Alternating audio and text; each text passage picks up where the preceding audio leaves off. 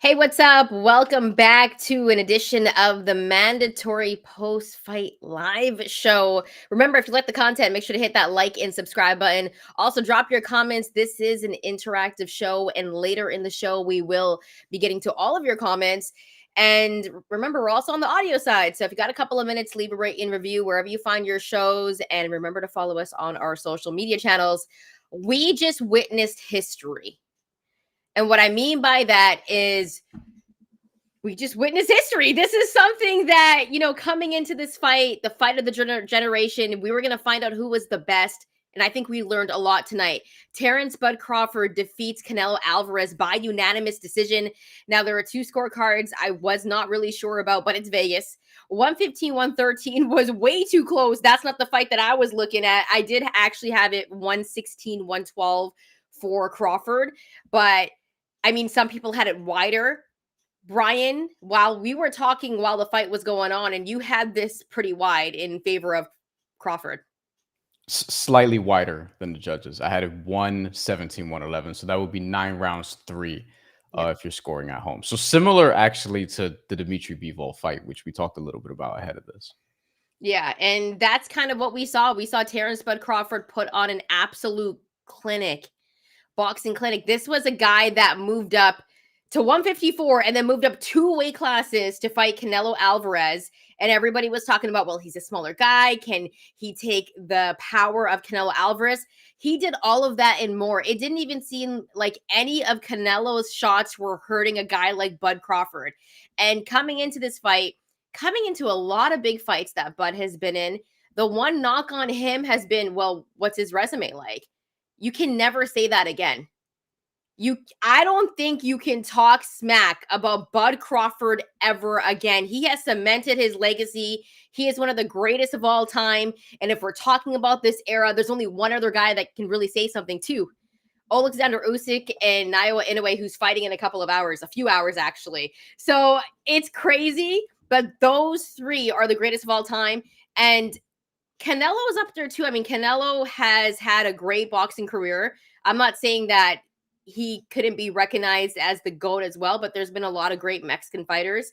And Canelo said in his post-fight interview, Bryan, that his resume speaks for itself and that he loves sharing the ring with great boxers. Here's the question that I want to ask you, though. Okay, let's do it. Is Canelo washed? Let's just talk about it. Is he washed? Because, and what I mean by that, first takey. No, I understand that, but this is the question that we have to ask because did that look like the Canelo Alvarez that we've seen in the past? We've seen the drop off within every fight. We've seen it since he's fought John Ryder. There's been questions. Remember, this is a guy that has over 60 professional fights. In boxing years, he could be like 80 years old. I don't know. But the question is, Bryan, is Canelo Alvarez washed? Because it doesn't look like Canelo's Canelo anymore after this fight, right? I think that his prime ended when Dimitri Bivol beat him. And I don't want to take away from Terence Crawford's win because, look, I said in May and I posted a clip on Twitter. I said in May on my YouTube channel, and I probably even said it here when we did the post-fight show. After the Williams School fight, I was like, Canelo is going to lose to Terence Crawford. Like, Terence Crawford's going to beat him. Terence Crawford's going to outbox him. Terence Crawford's just better right now, weight classes. I was worried about that initially. And after seeing Canelo in his last couple of fights, and after looking at just throwing one punch at a time, leaving openings for a guy like Terence Crawford, but, you know, Edgar Berlanga and Williams School and Jaime Munguia, respectfully, are not that. Seeing somebody who can catch and shoot like Terence Crawford, seeing somebody who can put combinations together like Terence Crawford, the first southpaw that Canelo Alvarez has fought since Billy Joe Saunders too. I think this has more to do with Terence Crawford than anything else, but I do think this is not the peak version of Canelo Alvarez. Which is to say, if it was the peak version of Canelo Alvarez, maybe the fight doesn't even get made, because at that point, Terence Crawford was well into his welterweight career. And one of the other things that I'm thinking about, among the many things that I'm thinking about as we're talking about this, and please do leave your comments and questions and super chats and things of that nature. We're gonna get to as many things as possible on this show. This is not going to be a short one, but I do think, man, I wish Terence Crawford was able to fight some of the PBC welterweights at his prime, because then his resume would be even better. Then we could be talking about not just one of the best of his generation up there with Alexander Usyk and Naoya Inoue, who are like the three kings and have been for a little bit, basically since like Floyd and Andre Ward left. And Canelo Alvarez obviously has had a great career, but there are more blemishes there. And these three guys to this point are pretty much spotless. But I do wish we saw like Crawford in his prime fighting some of the other top welterweights that he wanted to do, like the Keith Thurmans, like the Danny Garcias, so on and so forth. We later saw him beat Sean Porter and obviously destroy Errol Spence. But his resume, like, it's great as is, because all of the fights are dominant wins outside of maybe Madrimov, which I still thought was a clear win. Both you and I had him winning actually 116, 112, and I thought this was a comfortable 117, 111 victory. Yeah, and just to make a note about the Madrimov thing, like in the fight they're calling him Madrimov, and now they're calling him Madrimov. So like I don't understand. But anyways, that's what happens in boxing sometimes. Just tell us how to say your name. Just that's it. Yeah, that's the exactly. The one thing that I'll say is that I don't think you can knock Canelo's career either, because at one point he was labeled as the GOAT. He was labeled as pound for pound number one. And I think for boxing, it's a sport where it's like, what have you done for me lately? And I said this before. And sometimes people forget what people have done, right? But as much as we can go through Canelo's resume and, you know, blemishes, like he has a resume that you could argue for a specific generation that he's also one of the best of all time. I just think right now at this point, we're at the end of his career, like close to the end of his career. And I want to get to this comment here really quickly if I can find it again. But essentially, okay, I can't find the comment. Okay, but pretty much just start throwing up comments. No. But it was a good comment. It was pretty much just about the fact that here it is. This is a good friend of the show as well, Steven. When Kellerman asked Canelo if he wanted a rematch, he was evasive. It says a lot. And here's the thing, right? It's like we don't know. We don't know if Canelo's going to come back. Obviously, there's so much money to be made. Would you want to see a rematch in this, Brian? I mean, I think I've seen it. I've seen enough. Terence Crawford was non-committal in terms of continuing the box, and every one of us sitting here could acknowledge, unless you just don't like Terence Crawford for whatever reason, everyone sitting here could be like, yeah, if he retired, cool, we understand. Hall of Famer, one of the best of his generation, of my lifetime, absolutely one of the best that I've seen. Given that he's one of these guys that I've actually seen his entire career. Like, I remember Terence Crawford coming up on prelims when he had hair, that he cut it, then grew him back. When he was on not even HBO, but just Top Rank on YouTube, they would throw his fights up there as they were developing him. Like, we've been here for a minute. I do want to get to a bunch of comments. I just want to like throw them up. We have a bunch of people here today, obviously, because it's a big fight. But I think though, like Canelo Alvarez, like I'm not gonna shit on him, but I don't get the people who did think he was gonna knock out Terence Crawford. Like you could tell me you thought Canelo was gonna win. Canelo Alvarez knocking out Terence Crawford, I'm like, that has to be like a Canelo stand. Like, it has to be. Like, there's no way you could like really know Terence Crawford and think that was going to be one of the outcomes we were going to get tonight. I think it was more so of him jumping up in weight And I think that was the big discussion. I don't think it was the fact that people didn't know how great Bud was. I think it was the fact that we had never seen Bud in this weight class, and he looked comfortable as hell. It looked like he had been fighting at 168 for a very long time. Let's just say that. But I think the weight class was the issue, right? Because he jumped up to 154, and then they were saying that Madrimov didn't look that great. He didn't look that great against Madrimov, and they didn't know how he would look at 168. And then he's jumping up, and they didn't know if he would be able to take Canelo's power. And this was not only like just Canelo stands. These were legit boxing analysts that were saying these things. Now, I feel there aren't a lot of those, to be fair, if we're being straight up about it. Not anymore, at least. Well, not anymore after tonight, but I'm just saying, like, before the fight. I'm talking about like legit boxing analysts. We just don't have as many anymore. Just okay, that's the time for. This is a conversation about the industry being fractured, and we don't have to get into that. But yeah, I do think, now's not the time. like Crawford specifically can transcend the weight class. We said, and I especially thought for a number of different reasons. One being he's just that good. Two, Canelo's not exactly the same. Three, he has longer arms than Dimitri Bivol. Like he has a sick reach. He has like a 6'2", 6'3" wingspan. Much longer arms than Canelo Alvarez. Is taller than him, and it's just better right now. Which we saw those things. And again, like fighting out of the southpaw stance, Canelo Alvarez is not somebody who jabs a ton. And good luck trying to put together shots while you're not jabbing. Like it was just Terence Crawford just had the right game plan. He moved around, and even when Canelo Alvarez would get him in the corner, like he did with William School, he didn't do anything because he respected the speed, he respected the counter punching, and every time he would throw, Terence Crawford would throw 2 back, throw 3 back, and he would land more. Like this was a constant thing throughout the fight.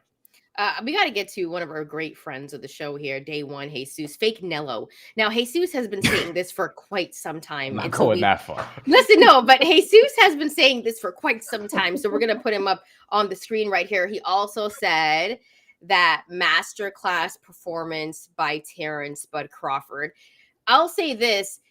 There was conversation after the William School fight that Canelo couldn't cut off the ring against Crawford tonight either, right? Crawford kept on moving around, and sometimes I feel like Canelo can be a little bit flat-footed, but here's the thing. There's just a very big difference in what we saw from Canelo a few years ago to what we've seen now, and I know why he didn't want to fight David Benavidez now. Like, this is proof, right? Like, it's right in our faces, you guys. This is why he didn't want to fight David Benavidez. That's why he's been fighting Jaime Munguia, right? He just fought Edgar Berlanga. Yeah. It was too risky. And here's the thing, like, I'm not trying to say anything bad about Canelo because he's great at the fact that he has always taken chances in fighting the best boxers in terms of he fought a guy like Dimitri Bivol. And at the time, even though there were a lot of people saying, well, after he gets done beating Dimitri Bivol, then he's going to, fight Artur Beterbiev. Like, this was a conversation that was being had before Dimitri Bivol absolutely dominated him, right? Like, Canelo was moving up in weight class, doing his thing, and then he met Dimitri Bivol. And that was the first time we really saw Canelo Alvarez be human, because the only other time that we saw him lose was against Floyd Mayweather. And the conversation behind that and the context behind that was, well, he was young and he was fighting one of the greatest of all time, but he took the chance. But that's the thing, like, Canelo has taken chances. Like, there's pros and cons to this. And whether or not you are a Canelo fan or not, the fact that he tried to be great, dared to be great, like he fought a guy like Dimitri Bivol and just fought Terence Bud Crawford, even though Bud was the smaller guy, like, props to Canelo because he put his legacy on the line. And in the day and age of boxing that we're in now, we're not really getting that unless Turk is behind it, giving all these guys a lot of money, right? Like, that's the truth of it. That's the truth of it. They booed him in Vegas. Yeah, they definitely booed him in All Vegas. right, let's get to the wheel of comments. Our boy Dex, real Day One also. Bud is the best of his generation. This is a conversation that is going to continue to be had. Maybe even after a few hours tonight, Right. we're gonna be doing it again. Okay, like let's pump our brakes here because I think there's three kings, man. There's three kings because I'm still gonna go with the fact like Usyk. What Usyk has done, it's hard for me not to say he's the greatest of all time, especially being a heavyweight and doing of his it generation, the way not all time. You mean he's one of the greats of all time. all One three of them the are. greats. All three Yeah, of them. no, but Yeah, I'm talking about even But- Usyk and in the Crawford- heavyweight division. And you listen, you love titles. And Crawford's 3-time undisputed now. Yeah. Like that's the other thing. We both love titles, by the way. We didn't even see any of the titles until Canelo was walking out with them all week. Wonder why that is. There's another conversation about that, guys. Yeah. Marlon 2631, another friend of the show, top 10 all time, 3-time undisputed, repeat 3-time undisputed. Osman 3001 says Terence over Floyd. That's a conversation I think some people will be willing to have. God, I wish they were in their primes at the same time, but that was a fight that was never going to happen. By the time Floyd was exiting the sport, Terence Crawford like just got to, being a champion. He defended it a couple times. Like he fought Gamboa, like he was still not even a welterweight. You know what I mean? For a big chunk of Floyd's like ladder run, but this is a throwback. Hell yeah. Roland Curtis. Crawford, Boomaye. Over and over. Classic. Rob, what a job by Bud. Osman says Netflix, great broadcast, getting this for free, and there were no Russian links. I'll say this. Max Kellerman's gotten some shit from a lot of people. I don't know how much we want to get into this conversation. I do want to actually get into it. I was happy to have Andre Ward back on the broadcast. I was very happy about that because when he departed from Top Rank or whatever, like I missed Andre Ward on those broadcasts, on the Top Rank broadcast. So it was nice to have him on the broadcast tonight for sure. Yeah, Max, he's different. Just keep it real. Just keep it real. You're struggling. What do you actually want to say? He's a little overly praising, the regime, the people putting this together. Like I know they gave you a job, bro, but like relax. Also, why does LaShawn McCoy have a boxing show? Anyway, Malik Smith, my guy, a masterful fight by Bud. Also, he looked at home at 168. You knew it right away, not even just at the weigh-in. Because he was 167.5. He was right at the limit. But when you saw them across from each other in the ring, like, what was your first impression when you see them and you see like Crawford clearly looks bigger, but you're like, oh, he filled out perfectly. Like they nailed this. Him and his camp nailed how to fill out to 168 to a T. I thought Crawford looked bigger than Canelo when I first saw them in the ring. I was like, is Crawford bigger than Canelo right now in the ring? I also want to give a big shout out to Bomac. Bomac deserves a lot of props and he deserves his respect and he deserves his flowers right now. What Bomac has done, like he's just one of the greatest trainers of all time. He was 1-1 tonight also. He had Lester Martinez boxed to a draw with Christian and Billy in the that was a great fight too, by the way. Jesus. That was a great fight. And so, you take a look at Bud and you're just like, I don't know, because he was also a little bit like, is he going to come back? He didn't really say. He said he was going to talk to his team and say what's up. He also, I wonder if there is a rematch clause in this. It doesn't seem like there is, right? Yeah. We know Canelo has a 4-fight deal, and this was the second of that deal with the Saudis. Don't know what's going to be next. Like you and I played around with the idea of, will they just like do a 3-peat or will they just run this back? And then if Crawford wins again, maybe Canelo gets like a retirement fight. I think we don't know if we're going to see these guys again. So that's another reason to appreciate this. I kind of hope that if we do see Terence Crawford again, like if Terence Crawford has a retirement fight, I would like to know it going in. And I do hope that he does it maybe in like Nebraska, because that's he would want to. I think that would be cool. That would be a cool visual.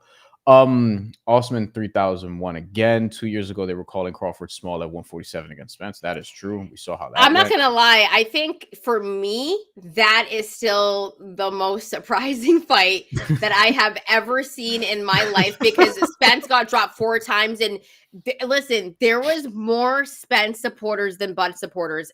I remember it. Yes. Because I remember it because people were calling me crazy for taking Bud in that fight.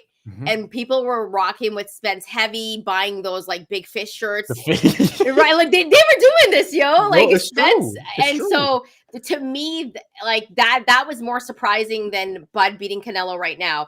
So here's the other factor that's going to go into this, because there's going to be haters because there's haters all the time. Yes. What they're going to say about Bud's win when people try to argue it, Canelo wasn't Canelo when he fought him. They're gonna say There's always something. You know. By the way, speaking of more fans, Canelo absolutely had more fans than Terence Crawford. Yeah, and you knew Terence Crawford was winning because they weren't that loud. Yeah. Yeah, and so when Canelo did something, he got the oohs and the ahs, but you could tell it was a pro Canelo crowd, and it's Vegas. That makes sense. But that's what they're gonna say. Like, and here's the thing: what do you think about that, Brian? Because you know how people can look at a resume and be like, "Oh, I don't know," because he fought him at this time and he fought him at this time. What do you feel about that? Because I think we know now, and it's proven that Canelo is not the same Canelo. Bud proved that tonight. But and Canelo was not even hurting Bud. And to be honest with you, if Bud fought him a few years ago, like if this was like Canelo a few years ago, I think this would be a different story. I think the thing we have to remember too, in going back to fights, is remember what the perception was prior to that. And also, this may be like a small thing because not everyone gambles, and I don't recommend it for everybody, but the betting odds do matter. Yeah. And Canelo Alvarez was the favorite for this. Errol Spence, that was more 50-50. I don't remember if Errol Spence was the favorite when it closed, but like that was the perception that, oh, Errol Spence probably had more support going into that, even though we hadn't seen him for a while. And people would say, oh, now with hindsight, people are saying, oh, Errol Spence was battered, not the same, layoff, and all those things. You know, I'm not going to say they're invalid, but that's not what was being said before, because again, Errol Spence had a lot of support leading up to that. Same thing here, where to your point, they'll play the hindsight game with this, but Terence Crawford was the underdog in this fight. And a lot of people, videos that I would post on my channel, videos that we post here, like, oh, Canelo's going to beat, Canelo's going to knock him out. He's too much. He'll KO him by round 6, round 9. Crawford's too small. And I'm like, there's no way. Like, even if you're worried about the size, there's no way I saw a knockout really from anybody in this fight. I didn't think Crawford was going to get one either. That's the first thing I said in the preview. This is going the distance. Right. That was the only bet that I was okay with making, was that it was going to go the distance, because I thought it would be a draw or that Vegas would rob Bud of the win. But the thing is that Bud beat him so distinctively. I'm worried about that. So convincingly. Like, Bud beat him so convincingly that there was no controversial scorecard except for 115-113 was close. I was like, what fight were they watching? That's too close. Yeah, I had it 116-112. Yeah. So, you know, I mean, some people would think that's close too, because you had it like 117-111. I forgot that I had Terence Crawford to win and throw and land more punches at plus 390. That was a little FanDuel long shot there that they had up. Let's get some more comments. Anthony Beck checking in. That's one of our guys too, one of our day ones. Ricky Beers had it a draw. Kudos to Bud for getting it done. Please explain to us how you had it a draw, because I didn't really see that. Ricky, were you having beers? Is that why you're Nah, tell us, Ricky. Tell us. I didn't see that. But yeah, let us know. Terence is so good. He makes all the guys look washed. Spence and Canelo both washed now. I mean, fair. Steven says Crawford ran. I saw a couple of those on the timeline. To a victory. Canelo looked okay, Bud is way better. Malik Jay said at the end of the day, Bud is taller, longer, and has more skills. I agree. Yeah. Ricky says Canelo probably beats a shitload of fighters except for very few washed. LOL. Yeah, I don't think he's fully washed, but I do think he's past his prime. And what we said before this, though, like, past his prime, he's still great enough to beat 99.999% of dudes, like in and around his weight class. I'm gonna be honest, like, I know he signed like a 4-fight deal or whatever, and we don't know if we're gonna get a rematch for this. That's it. What? No, I was gonna say you're good. Like, you don't think you want to see any more? from Canelo? That doesn't. No, you got to let me finish. He's been doing the show for too long. He doesn't know how to have a co-host anymore. Now I just do it to annoy you occasionally. No, I take like 1 or 2 pockets per he's show. doing it again, you guys. He doesn't let me talk. So I'll say this though. I don't even know what I was going to say. Thanks, Brian. That's not true. I don't know what I was going to say. I don't know. I don't know what I was going to say. I swear. I have a. You're not that old. Stop it. It's not that I'm too old. I took away a lot of brain cells when I was younger. Okay, did you spar again? What did I tell you about not moving your head in sparring, yo? Like what happened? Like I wasn't talking about that. But I'll say this. Yeah, I don't even know what I was going to say, Brian. Really, just take it away, please. I forgot. You lost my train of thought. I don't believe you. I think you're doing a bit. Marlon says, whoever says Bud Ram, please stop talking about boxing. Yeah. Ryan Hong. That fight should have been 116, 112, 117, 111 at best. The fact that Canelo was one round away from a draw is criminal. Yeah. Anthony says, Brian and I said it months ago when y'all did a show and talked about this fight that Bud would outbox Canelo and win this fight. Glad you remember that. Steven said when Kellerman asked Canelo if he wanted a rematch, he was evasive. We said this one already. Brian's not paying attention. You guys. Did this just move me back up? What happened? No, you just don't pay attention. Osman 3001 says Crawford versus the monster now. Oh yeah, I remember what I was gonna say. Okay, I was gonna say that if I'm Canelo and there is no rematch and they don't have a rematch because if there's no clause, and it sounds like there wasn't because both of these guys didn't even know if they were gonna have a rematch. They would just say, I'd be open to it. I'd be open to it. If I'm Canelo and there's not going to be a rematch, I'm taking one last fight in Mexico and piecing out. Like if I'm Canelo, because I don't want any more stains on my resume or my legacy. Like what does Canelo have to prove at this point? Why does he have to keep on boxing? He has all the money in the world. He has his legacy. He has his resume, although people will say whatever they want about it. But if I'm Canelo, it's like, you know what I didn't see from Canelo in this fight? Like, and we've been talking about this and everyone's been talking about this in boxing media. It's like that spark. Like, I didn't know if Canelo wanted to be there in the ring. Like, it's just not there anymore. Like, this aura that Canelo used to have when he'd come into the ring and he'd be like, it's not there anymore. I didn't see it. Did you? I don't want to read too much into it. I will say he did look frustrated. You and I were texting about this during the fight. He looked frustrated, and also like Canelo has looked bored. And I know I'm being honest. I don't want to read too much into it, but Canelo has looked bored in his fights. He looked bored against John Ryder, who wasn't bored in that fight, right? He looked bored against Jaime Munguia. He looked bored against Edgar Berlanga, and I don't think he was bored in this fight. I just think like that passion is gone.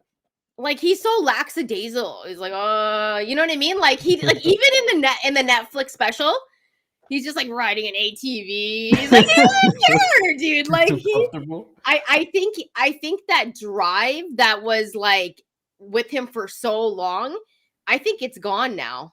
I have the fight that I want to see Canelo fight next. Okay, if he does fight again. Should we get the comments first, or should I just say No, you need to pull up the rankings. That's like, what are you doing? Like this is your whole thing. Like, are you gonna pull up the rankings or not? I am in a sec. We'll get to that. Let me just actually go through some more comments. Luckman or Lukeman, let me know how to say that name. To me, Canelo won that fight. Let us know how. Yeah, and tell us why you thought that. Yeah, let us know how you got there. I didn't get to that. We didn't get to that. He says clearly Canelo was better. Double down on that later. Okay, let us know why you think that. I think a lot of people here will disagree, but go off, and people don't, we're not trying to have an explosive environment here. We're trying to have a good time, you know what I'm saying? Get some jokes off. Ryan, it's wild to think that less than 3 years ago, we weren't sure if Spence Crawford would happen, let alone Crawford Canelo. Let's see what else we have. Mateo. For goodness sakes, we're getting Tank and Jake Paul. Like anything's possible. Anything's possible at this point, guys. I hated Canelo's answer after the fight. It was so ambiguous and it felt like he doesn't want to fight Crawford again. I agree with that. Yeah. We've mentioned Jesus's comment before. Mateo mentioned the one that I think would be interesting. Hamza Shiraz. But he's saying it for Bud. To which I think Bud knocks him out. I don't know. I would take Bud in that fight. Let's go to Strike First FC. Canelo has the best chin in boxing history. Yeah, he does. Oh, super chat. You super chat jumps the line. Hold on. Jalen Davis, another one of our guys. 5. Thank you for that. Super chats always get priority. Unbelievable. Also, Jalen is a day one, by the way. Yes. Day one friend. So thanks, Jalen. Appreciate you. And tends to agree with me, which I appreciate. I don't need it, but I appreciate it. Let's see. I really don't. I just want people to be like cool. If you don't agree with him, I get a message later on like WhatsApp, and you'll be like, "These for no." I'm just joking. That's not true. That's not true. I'm glad Asher's not here to potentially jump on your side. Anyway. Yeah, she probably hears it. She probably hears it a little bit more. Ryan says, if I'm Crawford, the only way we're fighting again is in Nebraska. Put it at the University of Nebraska football field. I would never go back to Vegas with that. Oh my God. Why haven't they done that? I mean, Terence Crawford probably hasn't been big enough, quote unquote. No, but that's the knock, right? Like I think there's always been doubters for Bud, and now it's like I don't think there can be. Now remember when he was at Top Rank and they were like, "Oh, well, he can't even do a pay-per-view." This was a conversation that was being had when he was at Top Rank. And then Bud leaves Top Rank and goes to BLK Prime for a fight. Do you remember that's what happened? Yeah. And so, like, Bud has had to hear so many doubters throughout his career that I'm so happy that he got to show the entire world that he's the greatest of all time. And you could argue that. Wow. Bud is the first boxer in history to go from BLK Prime to Netflix. That's insane.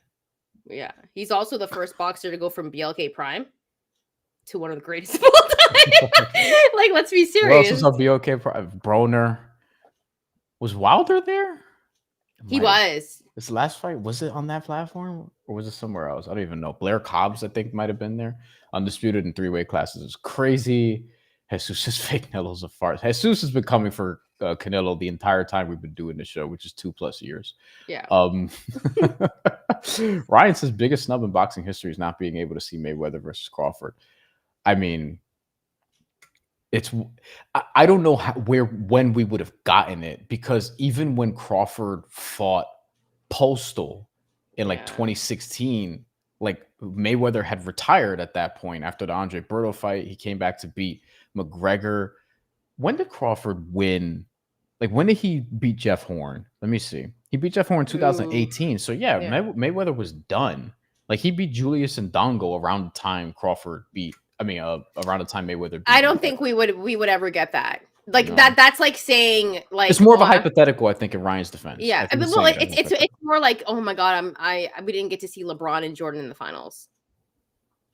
That would have been awesome. But it's the same thing. We wouldn't have been able to see it. I know who you would have picked. Jordan. Never lost in the finals. What do you mean? Never got to Game 7. He never let it get to a Game 7. That's the difference in the finals. I mean, to me, it depends on who's on the team, but like, yeah, I'm probably gonna take the Jordan team also. Cool Ken, another one of our guys. Yo, I love that a lot of the real ones have popped out for this. I appreciate it. And if you're new, also like join in, because we have a good time here. Basically every week. Most weeks. Tell your excellency, LOL, to give Floyd a bag. He will fight Bud. I don't think so. Yeah. Because he's gonna fight Mike Tyson, apparently. I saw that. I don't know why we're getting that. Anthony says he's not putting Crawford over Floyd. Floyd might be the best pure fighter of our generation. He'll beat you so many different ways. I don't know. Are you interested in the hypothetical at all? No. That's why I haven't said anything. It's like, what do we like? I don't. I think they're also two different fighters and two different generations, and it's really hard. It's like the Jordan and LeBron conversation to me. It's very, very tough. Yeah. Okay, so because what people always say about Floyd is that he cherry picked. Let's pull up the rankings and let's do the what happens next for Canelo and Bud. Yeah, conversations. Yes, let's do that. Let's fantasy book their next fight. Mandatory promotions. Listen, what's taking you so long? Usually you're like on top of this. Somebody has to combat TKO. It's gonna be us and maybe Pro Box. That's it. This would be like boxing scene. Boxing scene, by the way, updates these rankings. They didn't update Yo, that Canelo Oscar has De La 5 Hoya. Oscar De La Hoya just tweeted, "Please fire your matchmakers at Turk."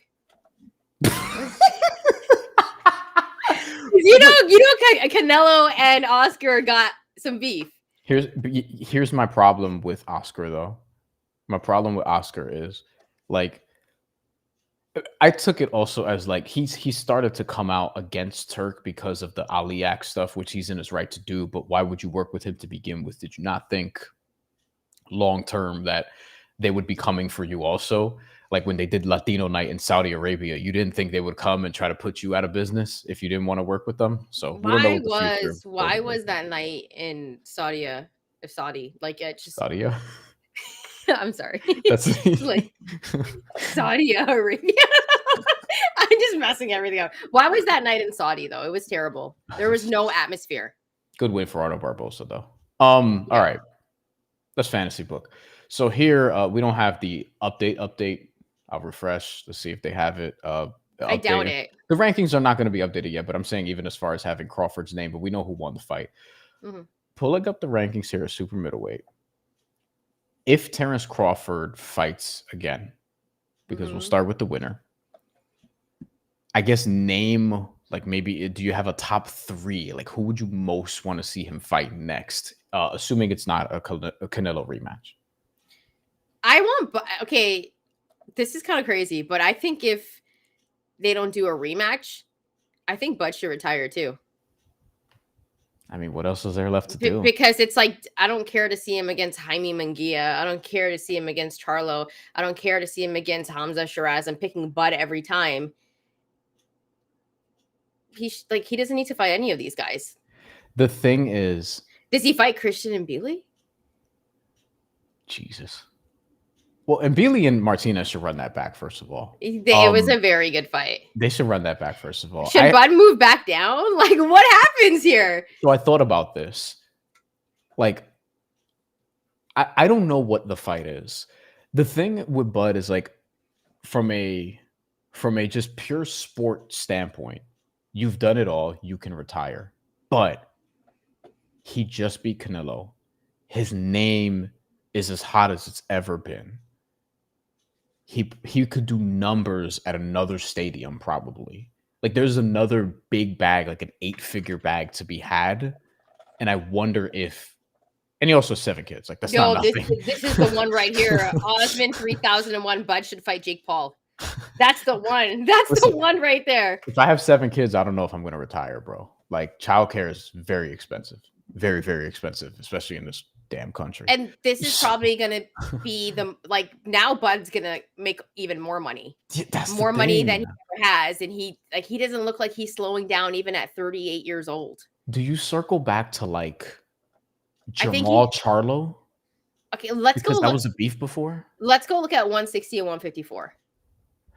No, to be clear though, nothing here. Like you don't give a shit about anything here. He doesn't have because like he can move back down now to his natural weight class. I'd like to not see 147, but like maybe 150. Like I think 154 is interesting to me.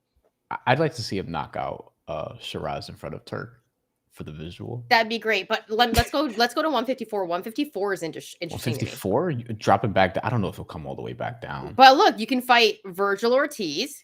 He ain't doing that. Yeah, but that's a great fight. Like people would eat up that fight. That would be more entertaining than Canelo and Bud, just in terms of action. Maybe.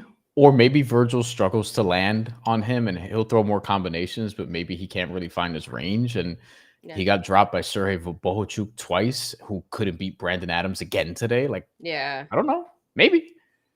Do you think he moves back down to 154? No. I think now that he's comfortable here, I think the most this is just speculation, but like I wouldn't want to drop back down, maybe at all, but not more than middleweight. Yeah, I mean he looked really good at 168. Not more than like middleweight. He didn't even look tired, and there were a lot of people saying like, how is he going to carry this weight in the ring?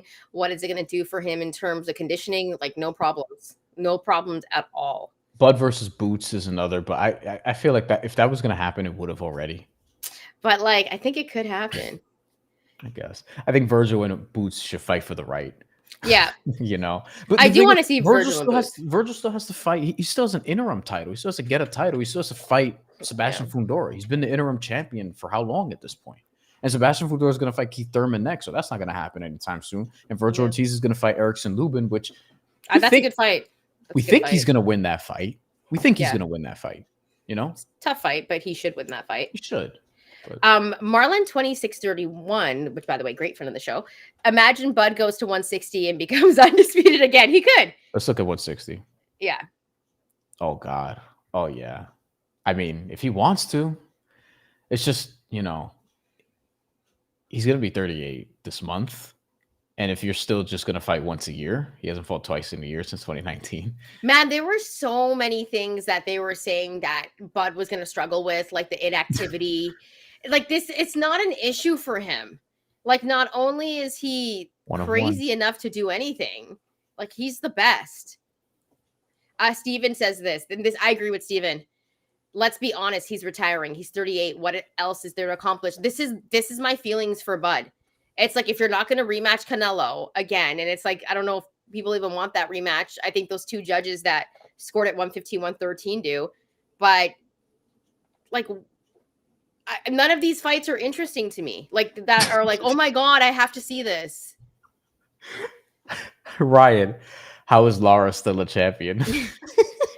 I really, really like Erislandy Lara. He's in his early 40s now. He's still a champion because no one's beaten him. I have one. You guys, I just thought of one. Bud stays at 168 pounds.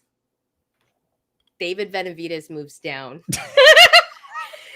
Terence Bud Crawford and David Benavidez at 168 pounds. I would pay to see that. That's the one that I would want to see.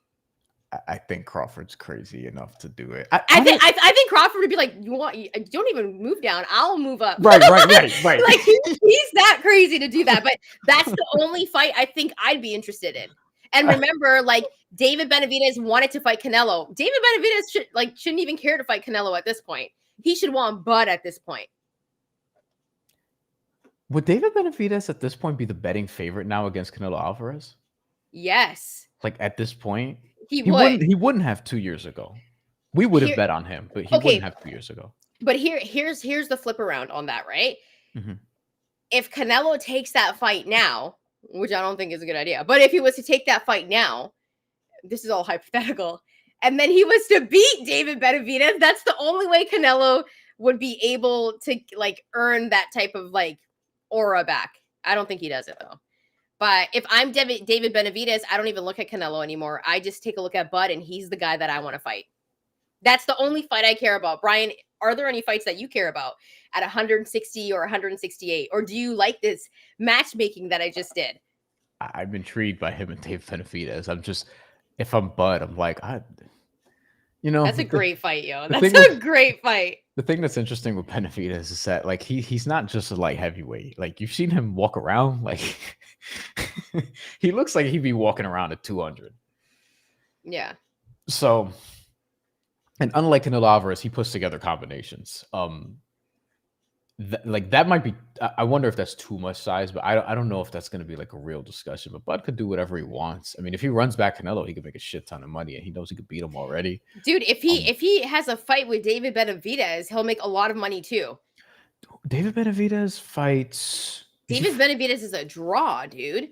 No, absolutely. So the Caleb Plant fight showed us that he's fighting Yard, right? Yeah, he's fighting Anthony Yard in 2 months, actually in Riyadh. You guys, that's the fight. Let's try to put that out there on social media and make it. And remember where you got it first. Okay. Like, if we're doing the fantasy booking thing here, I do think, all right, if Crawford's going to try to do anything else, maybe it's 4-time undisputed. And the problem is, I think middleweight's the most logical, but you would need 3 fights to get it done because the titles aren't all with one person. Like Canelo Alvarez had all the titles. Yeah. And when he fought and unified with guys earlier, like Paul still had a title and Dongo had the other titles to become undisputed. You know what I mean? When he fought at welterweight, Errol Spence had all the other titles. So it was very easy for him. At middleweight, he can't really do it because it's like you got to fight Janibek and Carlos Adames and Erislandy Lara. And by the way, I know Terence Crawford, like we just talked about how much of a draw he is and has become and how much he is now, but like you're gonna tune into, I mean, we're gonna tune in to see him fight Lara, but like people are gonna be like, who is, what? You know, like, Yo, but here's the thing. I remember when Bud said he wants to also make money fights. The money fight is him and David Benavidez. I'm sold on this at this point. This is the fight that needs to happen. And then he can sail off into the sunset, because this is, I think David Benavidez would also come back down to fight Bud. He's so hungry. This kid is so hungry. That would be, that's the fight. That's the fight to me. He's 28. I don't know. No, whatever. You're not that. You're acting like you're 40. Stop it. Like I feel 40. My back feels 40. My knees feel like they're 40, man. Oh, let's look at light heavyweight. Let's go here. See, here's the thing. If he wants to get Bivol has all the titles. So, but I don't. Osman said it. Imagine a world where Bud goes up again and beats Bivol. We're not laughing at the hypothesis. We're entertaining It's just it's nuts. It's crazy. He's so preposterously good.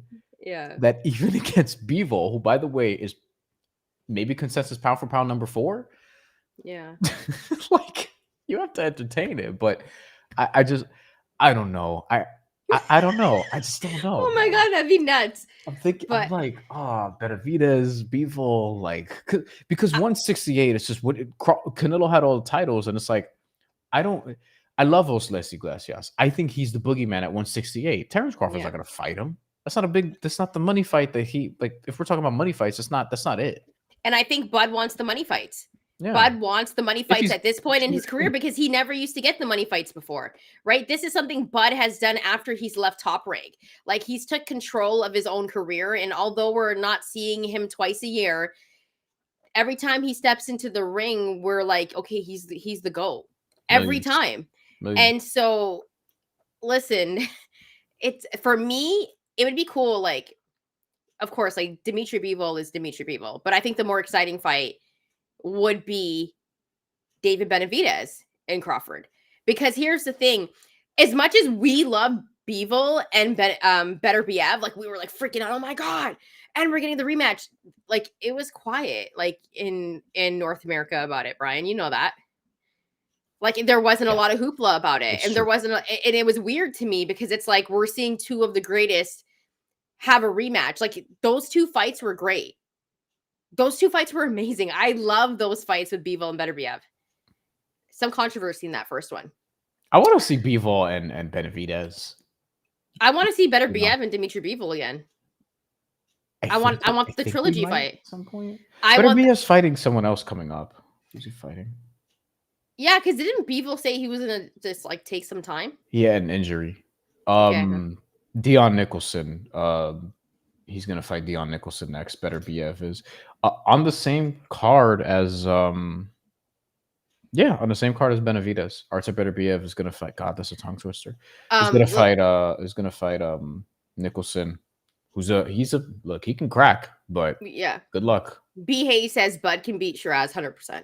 Yeah. B. Hayes also says David's not coming back down. But here's the thing. I think Bud's crazy enough to move up. I think he might do it. You know what I mean?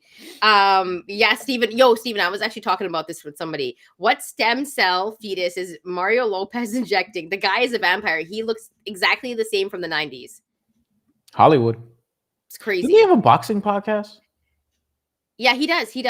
Yeah. They were actually talking about, they were breaking down Canelo and Crawford, and they were also having that conversation about Bud moving up in weight. Like, I saw some clips on it on social media. So, and he's a big boxing guy. And you know what, Brian? So let's just finalize our thoughts here. If you're Bud Crawford, what are you doing? Who are you fighting? I'm probably knocking out Hamza Shiraz in Nebraska in front of Turk. That's what I'm doing. Okay, so that's the one that you want to see. He doesn't think the way I think. So no, I think I think if anything, he'll probably chase something. I don't know if it's Bivol. I don't see it being light heavyweight, but man, I didn't see this. You know, I don't think anybody did. and it's hard to project given like we don't know because he didn't give us really anything to work off of. I think the rematch is something that would be interesting. I think Bivol would fight Terence Crawford given the amount of money that would be thrown at that. I think Turk, like, he doesn't give a shit about weight classes, so I think he'll like do that. It sounds crazy to me, but this sounded crazy to me. So, but I don't have a prediction right now. I just don't. I think in North America, I think Terence Crawford and David Benavidez is the fight. Jesus. And I think both of them would want it. And I don't know what weight class it would be. Maybe it would even be a catch weight because I think both these guys would be willing to work with each other.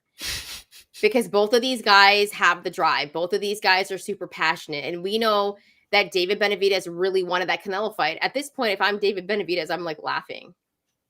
I'm also talking some smack. Like, Canelo don't want, would be talking all the smack right now. This is going to sound like blasphemy, but you're 100% sure he beats Anthony Yard. Not Terence Crawford, but David Benavidez later this year. Okay. Well, you're asking the wrong person. You know my favorite type of fighters. Yeah. No. I'm so biased. Yard's one of your type of dudes, too. Yard can punch. He's gotten some losses. I mean, the reason I ask is because there are people who think, I don't know how much there is to this necessarily, but we'll see as he continues down this path. There are some people who think David Benavidez at light heavyweight, like the power is not necessarily the same. Who cares? Like, we just saw what Bud did to Canelo Alvarez, right? No, but I'm saying Yard could punch, so I do wonder if he gets, like, we've seen Benavidez. I'm sure Benavidez has gotten dropped before. Yeah, Benavidez got dropped in his last fight, as a matter of fact, against David. But also, Morrell. Like, look at what Benavidez did against Morrell. He dominated, though. Like, David Morrell is a great boxer. Morrell fought his game plan was so bad. His game plan was bad in the next fight, too. But that's just experience, right? Because Morrell didn't have more experience than David Benavidez, and I think that was a factor that came in handy in that fight. Yeah. But for me, it's like, I do think David Benavidez does beat Yard, but I think for me, that's the more exciting fight. And I think that's the fight that would make people go ooh and ah, because I think you could do that fight anywhere. And here's the thing, like, we know how great Dimitri Bivol is, but I don't know if he's a bigger grab than Benavidez. What would you say? Do you like, I think David Benavidez has more of like the pay-per-view aura.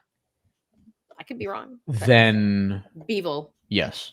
He does. Okay. I don't think he's better than Bivol. I would still pick Bivol in a fight, but the superstar, like, he's not. Marketability matters. Tyrone the Great just dropped $20, and remember, if you donate to the show, which Tyrone the Great donates every time we do a live, so Tyrone, we do appreciate you. And he says Terence Crawford help is on the way. Starbucks for both of us. Appreciate it. Thank you. Appreciate. What do you get at Starbucks? I get like a green tea. I get like a green tea. I'm very simple. Why are you laughing? This is how I love a good green tea. I did not expect that for some reason. I just get like a sandwich and a juice. Nothing crazy. Yeah. If I have coffee, I just have like black coffee. So. I don't drink coffee. Yeah. I only take it like when I'm on the road and I can't pack my pre-workout. So then I go to Starbucks in the morning, I get a black coffee, and then I work out. And it's the only thing that gives me like the same amount of... You guys have never heard a voice note from pre-workout Shantelle. Oh my goodness. He's like, why are you in such a good mood? Because I'm always like in the word. I'm always in it. It's the fastest you talk. It'll be like 2 minutes and 36 seconds. Of like excellent points about like whatever it is, or just a random observation, and it's just like boom, boom, boom, boom, boom, and I'm like, oh, I know when it happens at this point. Let's do Canelo. What's next for Canelo? You want to see Bud at light heavyweight? I'm just undecided. I'm being a coward. You know, it's not even at light heavyweight. Just do the fight with him and Benavidez. That's it. That's the one for me. Jeez. Wow. All right, Canelo. What should we see next? Retirement. All right, assuming he fights again. But tell us why you think retirement, though. I mean, okay, so I think if Canelo does have a fight, and he's signed for 3 more fights, Bryan, if I'm not mistaken, because he signed a 4-fight deal. Two. Oh, Because so the school fight was like that was in Saudi. That was part of the deal. oh yeah, that's true. So he's got 2 more fights left. So if they don't do the rematch between Bud and Canelo, even though they should, because it will still make money, in my opinion. I think people would still pay to see that because there's some people that believe that it was close. Some people, I don't know what they were watching, but some people also thought that Canelo won. I don't know. If he doesn't, like, who else would we want to see him fight? Because he's not going to fight David Benavidez after this. No, that's right. No, So Christian and Bealey, is that what we're going to see? Hamza Shiraz. The only yes in these fights. No, yeah. To be fair, the conversation even after he knocked out Edgar Berlanga was like Canelo, and to me that was Canelo win or lose, because I don't think Hamza Shiraz like all of a sudden deserves. I would like to see Terence Crawford beat him just because I just want to see how Turk will react to that. But I don't actually think he like deserves, quote unquote, this opportunity. Like David, if you want to talk about deserves, like David Benavidez actually is up there in terms of payday. 100%. And Jalen says Canelo should fight Jermall. I like that fight. Fight the other Charlo brother. Jermall, Shiraz. This is the one I was thinking. This is the one right here. Canelo versus Jake Paul. Because this was a fight that, remember, they were in talks about, and then Jake Paul said that he had a herpes on his lip or something. I don't know. Okay, they had a deal, and Jake Paul was pissed off. He did say that. That's not a joke. He said that. We played the audio here, and Jake Paul's delivery. Say what you want about him, that dude. It was funny, guys. He understands marketing. I don't agree with most of the things he does, but he understands marketing. They had a deal. And then Turk threw the bag at Canelo to set up eventually Crawford. They had to get the IBF title from School first, because remember, Canelo vacated the IBF title. School ended up winning it. And then he had to fight for the IBF title anyway, because they were going to make him fight School. And he was like, no, forget that. I'm going to take another fight, which I think might have been the Berlanga fight. And then he ended up having to fight School anyway and won the fight. I thought that could have been a draw. So this is what I said at the middle of the show. There's already tweets, and I'm going to read this one out. And this is Ray Jackson. And if you've seen Ray Jackson's tweets, like he's nuts. He's not a fan of Bud. And it was rocking real hard for Spence, if I'm not mistaken, when they were about to fight. Terence tweets at him back all the time. Yeah, and he's in this boxing community, right? Like, we've seen his tweets, and he says Canelo Alvarez has been declining the last 4 years, so this win for Crawford is not great. He beat a fighter on a decline. That's not greatness. This is like the thing that they're going to say about this win. Right. And so this is what I was complaining about earlier, because they're going to knock this for him. So I think if Bud moves up and he fights David Benavidez, I think that will be epic. But as for Canelo, Bryan, yeah, I think Canelo should consider retiring. And if we do see him, I think we get him and Jake Paul.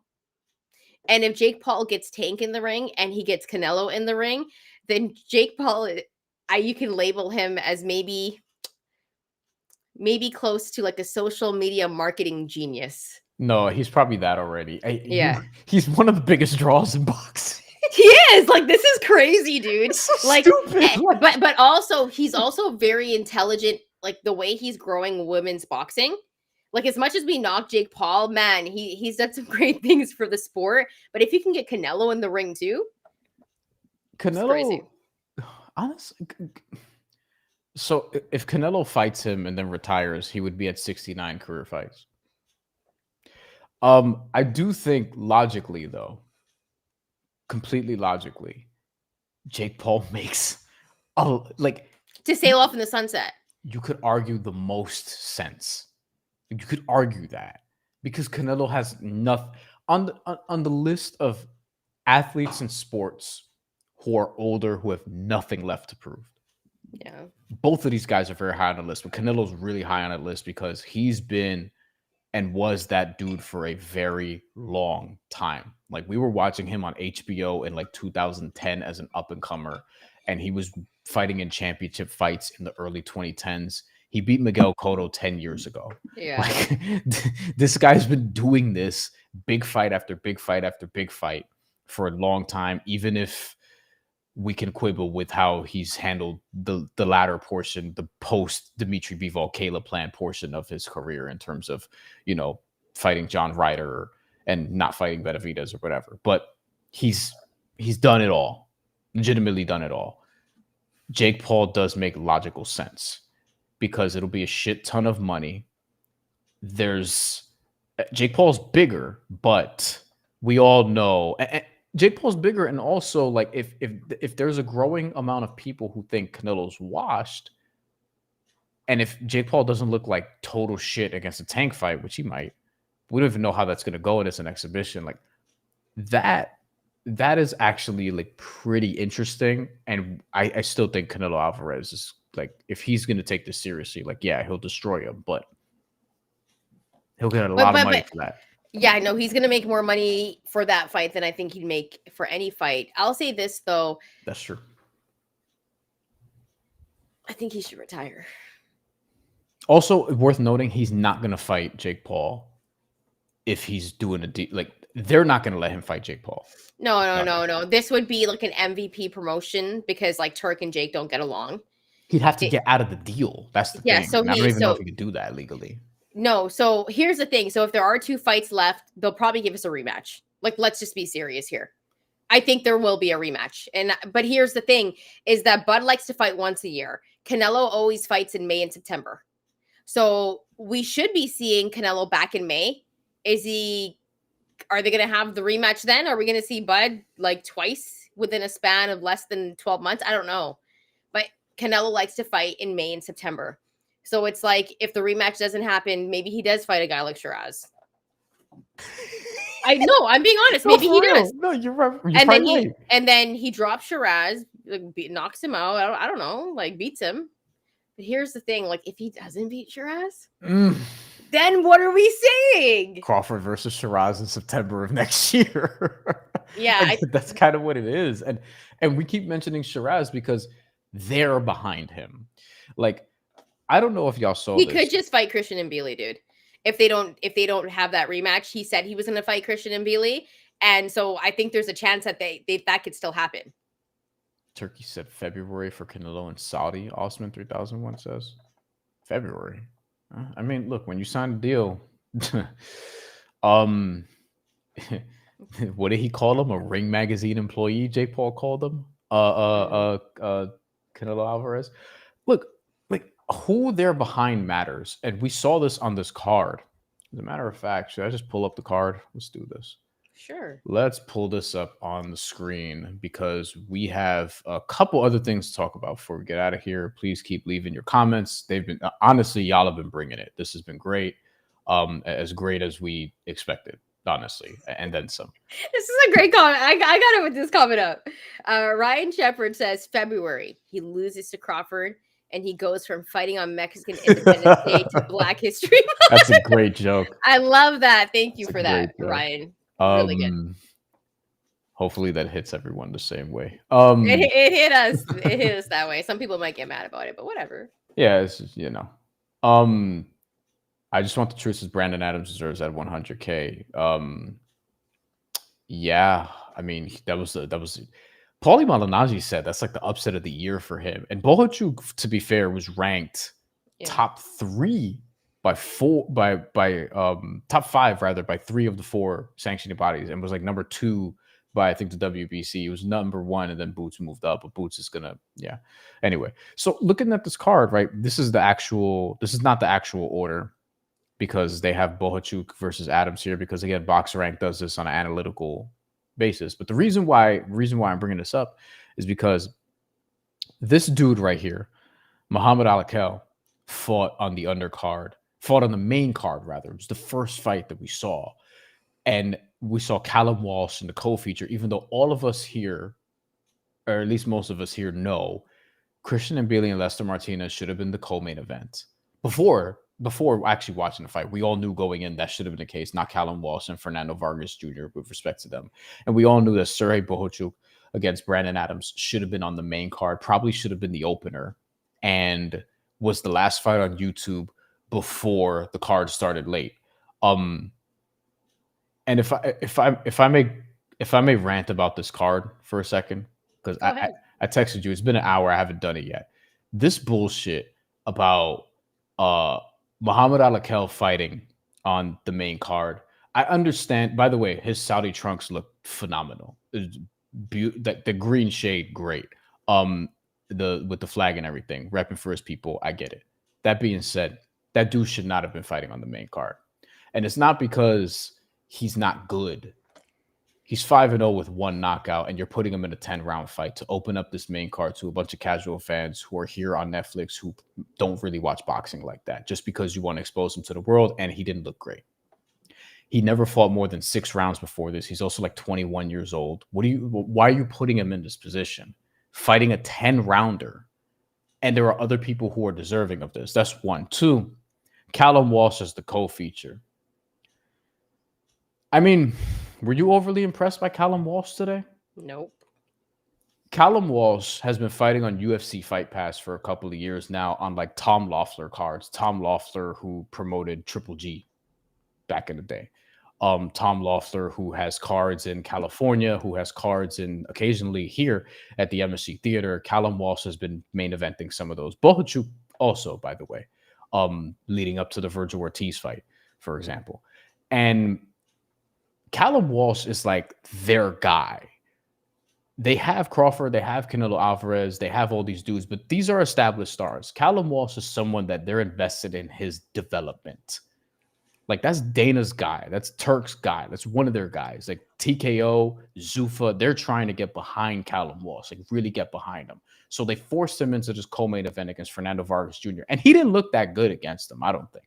Like, he clearly won the fight. I thought he won 7 rounds to 3, not 10 rounds to nothing as one judge had. Yeah. But like, he didn't look like a can't miss.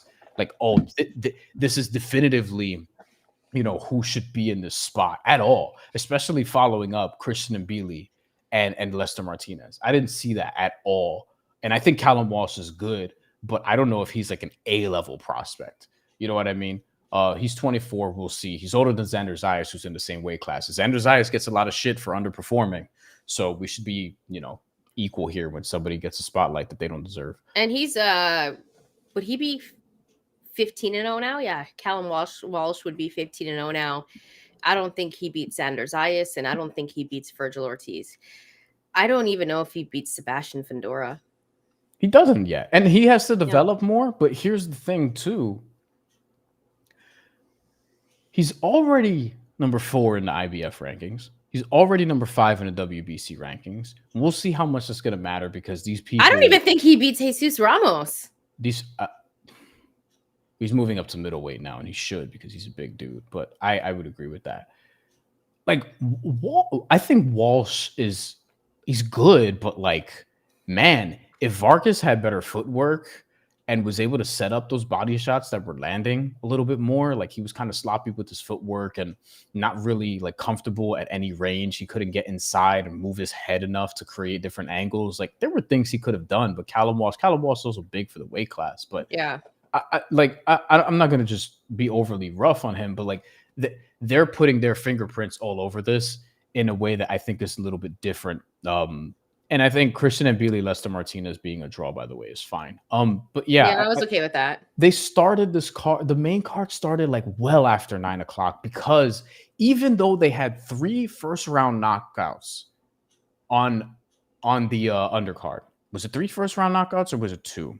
It was 2 first-round knockouts, but it was 3 knockouts on the undercard. They still somehow started this late, and then we got 3 concerts. We didn't get any national anthems, thank God. Oh yeah, we didn't. Interesting. Thank God. Did not want to hear our national anthem. And and it's like, what are we doing here? Like, we're still Dana White talking about boxing shows. There's too long. There's podcasts in between fights or whatever. Like, we're doing this at 3 a.m. The shit ended an hour ago. Yeah. Like, come on, man, fix this shit at some point. Like, be serious. Like, between Alakel getting the main card spot, Callum Walsh the co-feature, the weird order of the card, still starting late. Like, still starting late when you had 2 first-round knockouts on the undercard, you still couldn't start the fucking card on time. Yeah, I didn't expect it to be this late. And I will say this, though. I want to move on from the card because I think you covered everything. In a way, fights in like 2 hours. I was gonna say that I think the bigger conversation, I quickly want to have it here, is that we know how Dana White was involved in this one. We know how Turk has been involved in a lot of fights. We know that they're trying to make those changes to the Ali Act. And Bryan, like, things are getting serious in a sense where after this fight, how is boxing going to look? Because it might look different. And you know, it was funny because Bryan had asked me if I saw that Sean Zittel clip of him questioning Zittel. Okay, yeah. It's late. It's fine. Whatever. My respects to Sean. Okay. Yeah, fact. Anyways, he asked a really good question. Like Dana White, like acted like a crybaby, which he does. He doesn't like being pressed. No, not at all. And so he was pressed, and you could just tell that he did not want to answer that question. Because about the Ali Act. Yeah. There's some shisty stuff going on behind the scenes. And it all comes down to Dana White and Turk wanting to have absolute control over everything. And that's why you're seeing guys like Oscar, like, what's going on here? Because all those smaller promotional companies are going to be X'd out.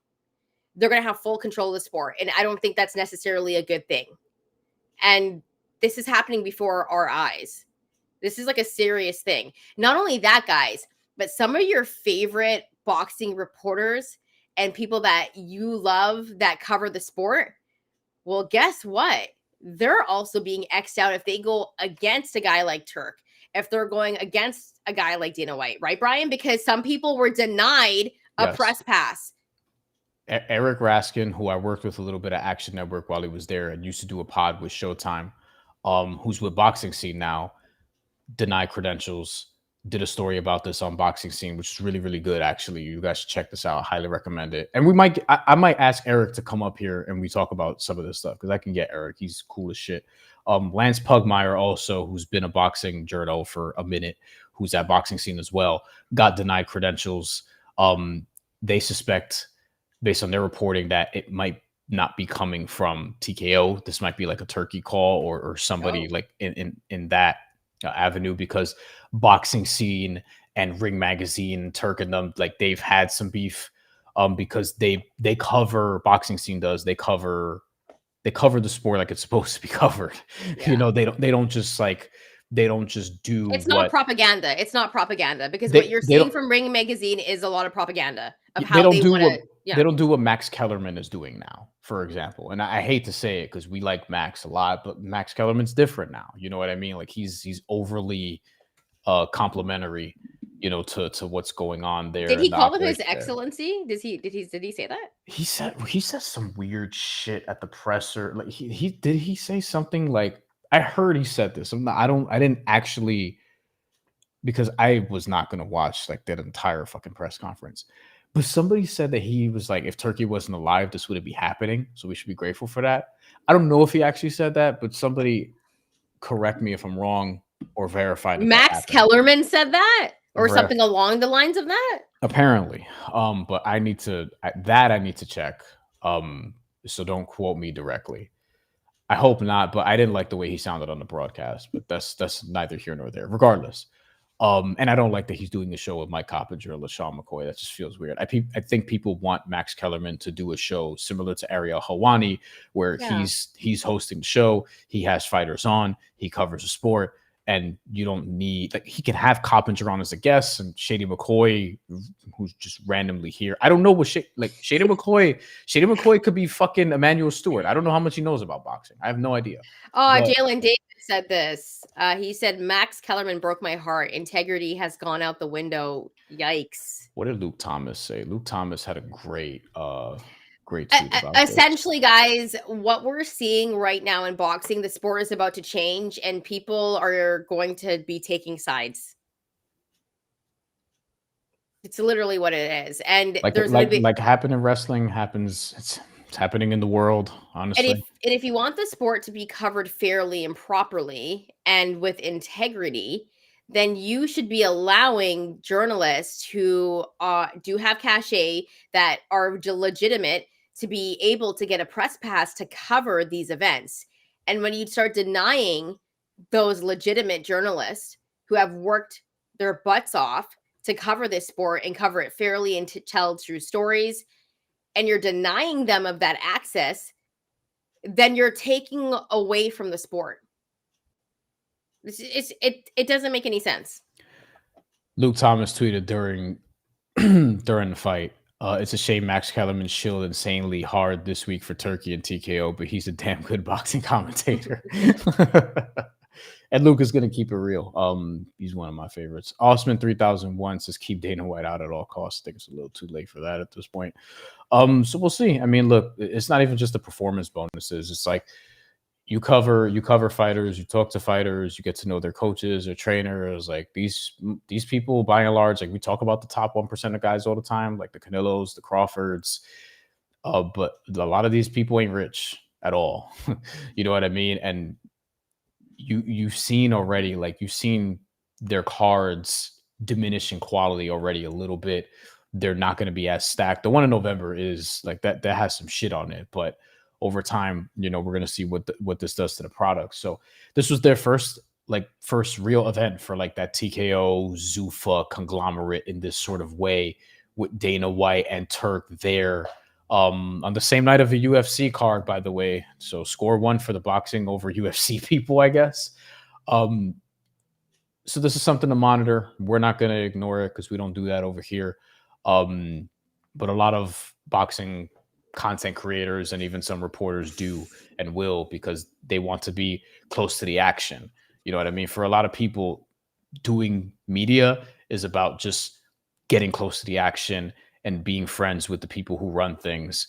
And it's like, that's not necessarily doing the job the way it's supposed to be done, so to speak. So yeah, it's that's the last thing I wanted to touch on. Any final thoughts, Brian, before we get out of here? Osman 3001 says we have to convince the Saudis the real hot thing is power slap. Facts.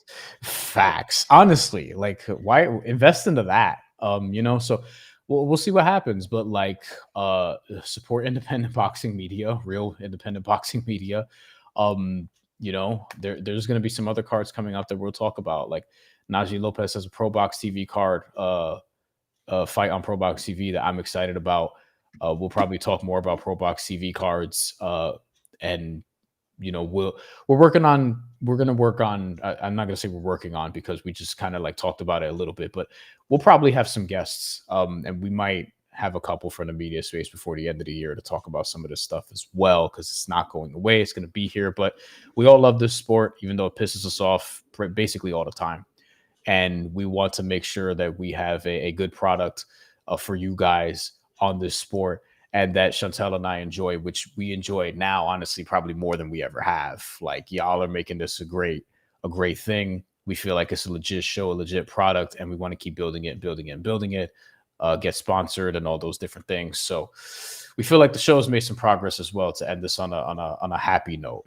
Almost at 3,000 subs. We're getting more watch time, all those kinds of things, donations, obviously. So we feel like this has really become something. And y'all are doing that legitimately. Yeah, I think Brian just took all my thoughts and said them. It's really late, you guys. I think that we should call it a night. I do want to say thanks to everyone that rocked out and joined the show here tonight. We do appreciate you. And if you left a comment, if you donated to the show, thank you so much. And we hope you enjoyed the fights tonight. And we're going to have some more content for you coming up later on. And what are we doing for Inoue? I'll talk to you about that. Now your Inoue is gonna walk to the ring in 3.5 hours, and it is 3:15 a.m. in the East Coast. Yeah, it's wild. And I work from 12 to 8. So yeah. And Brian has to work from 12 to 8. But I'm just like, we were actually talking about it, and we were like, should we do? We'll just tell them, because like anyone that's in the chat right now is like our like OGs. Are y'all gonna watch Inoue? Are you guys gonna watch Inoue? Because we were having a discussion whether or not we should do a post-fight live for Inoue, but now it's like, I'm like, man, we got to get up in like 3 hours and do Inoue. Like, that's gonna be crazy. We're either gonna decide to just destroy our sleeping patterns and do it, or We will talk about in a way Monday. On Monday. Yeah. Monday, we'll break it all down, which I think might be better for us. Not Monday night though, because That's Monday Night Football and the Raiders are playing. There's no way I'm going to be here. Chantel's Raiders are playing, and I have too many fantasy implications, which she's well aware of. So I need to watch that game. And Geno Smith is my guy. So okay. Some of you guys are saying nope. Jalen Davis, good friend of the show, said never miss an in-away fight. I'm gonna watch it. I just don't know if you're gonna watch it live. No, I just don't know if I can like carry a post-fight show and do it and be here and have energy. Like I don't know if I can, you know what I mean? And I'm only saying that in front of you guys because who's ever in the chat now? I mean, we'll see. Yeah, Tyrone says I didn't get a good sleep last night, so I need to catch up on it. That's the thing. Like I never sleep well. And so no, Ryan knows this. Ryan, I don't sleep. Would y'all rather us do it Monday morning or early Monday? Yeah, you guys let us know in the chat. Just one of you drop a comment and let us know. Do you guys want it on Monday or do you want it tonight? Or do you want it in a few hours? Osman 3001 says he'll watch it on a replay tomorrow at lunch. Maybe he'll be there if we do it Monday, or maybe we'll watch it at night. Monday, there's 2 Monday Night Football games also. Jesus. And it's also WNBA playoffs tomorrow. Oh, so it's like a full day. And the end of Eurobasket, which I've been covering on my channel. You should subscribe. I'm gonna do a whole sports show at some point. Yeah. We'll see if I can drag you into that. But guys, it's gonna be crazy tomorrow. Full slate of football. And so I want to be awake to watch it. And I want to be awake to watch the WNBA playoffs start at 10 a.m. Right? Storm are in Vegas. Liberty. Yeah, the Minnesota plays Golden State, the 10 a.m. game on the West Coast. Coach of the year. Yeah, it's going to be crazy. Let me see what's in the chat. Tyrone the Great says, Monday may work. I got an early inspection for work. Okay, Tyrone, you take care of that. Anyways, guys, I think we stayed on here for too long. Thank you so much if you rocked with us. We do appreciate you so much. And we'll be back. And of course, we'll have some more content on the Anyway stuff. Thanks so much. And we'll see you soon. Hope you enjoyed the fight. Leave your comments if you're watching this after.